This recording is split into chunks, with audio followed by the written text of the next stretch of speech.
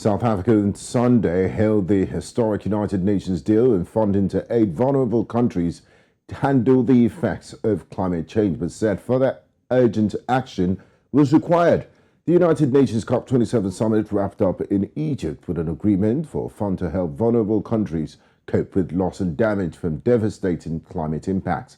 According to South Africa's Environmental Affairs Ministry, while they welcomed the incremental progress reflected in the package on finance towards the establishment of the new collective goal in 2025, they believe further urgent action is required to meet developed countries' obligations. At the start of the talks, South African President Cyril Ramaphosa, whose codependent countries among the world's top polluters, criticized international funders for making it difficult for poorer nations to access aid to fight climate change. The United Nations Climate Summit wrapped up on Sunday with a landmark deal on funding to help vulnerable countries cope with devastating climate impacts, but also anger over a failure to be more ambitious on carbon emissions. The 2 weeks talks in Egypt's Red Sea resort of Sharm el-Sheikh, which at times appeared to teeter at the brink of collapse, delivered a major breakthrough on a fund for climate loss and damage. Pakistani Climate Minister Sherry Rehman said COP27 responded to the voices of the vulnerable.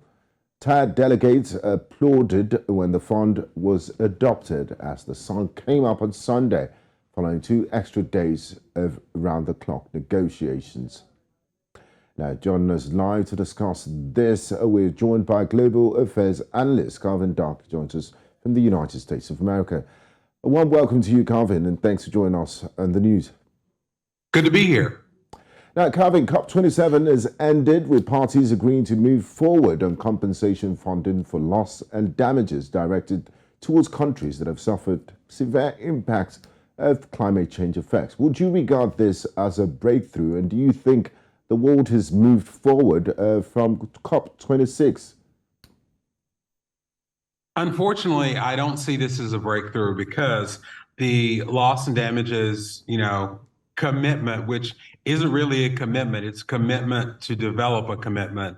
I think that while I agree with the principle behind it, and I think that it should be something that should be established, it's unfortunate that came at the cost of real change for helping our climate, attacking the issue of fossil fuels.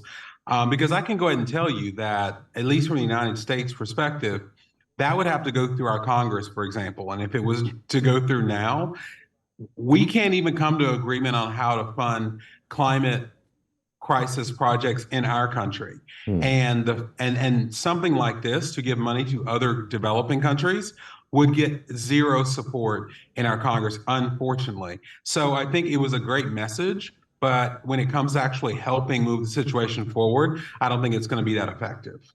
So action is much needed. Now, the COP27 was described as Africa's COP. Africans came to Sharm el-Sheikh to advance the implementation of climate actions to address escalating climate emergencies affecting millions of people on the continent. Africa is the least polluter and contributor to greenhouse gas emissions, but they are the continent that suffers the most from the adverse effects of climate change. Would you say this COP27 would address the needs of African nations especially, and is the world responding to their needs? I think the world is responding and acknowledging what you just said is true, and it's a burden that is borne by many developing countries, at least the effects of climate change. However, COP27 didn't really provide concrete ways to help these countries, to help move the process forward. So like I said, it's not that the commitments and the messages that were put forward are bad or not effective. I think they are necessary, and I think that it's focusing the world conversation on the right things. But when it comes to actually helping, be it finances or otherwise, it doesn't really move the needle. Now, Calvin, we've seen a lot of countries roll back on fossil fuels just because of the war in Ukraine. Germany is firing up some of its old coal plants and contributing to more greenhouse gases in the environment. A lot of critics have said, this COPs and climate conferences are just a talk shop, and what is needed is action. Do you think the world has responded to the urgency, and are they tackling the climate crisis with as much effectiveness and efficiency as they should, or was COP27 just another talk shop?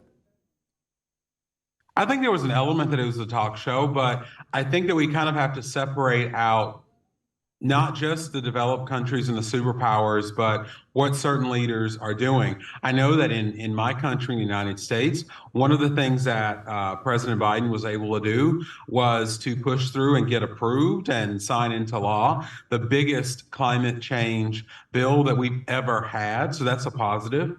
I've seen other countries like the UK who take it seriously, and even being led by a conservative government, still taking it seriously.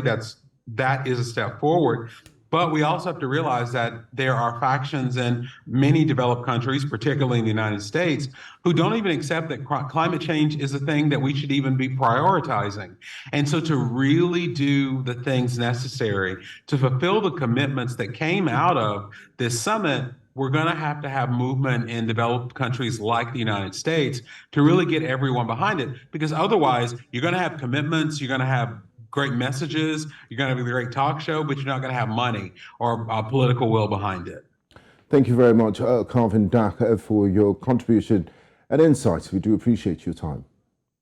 Thank you.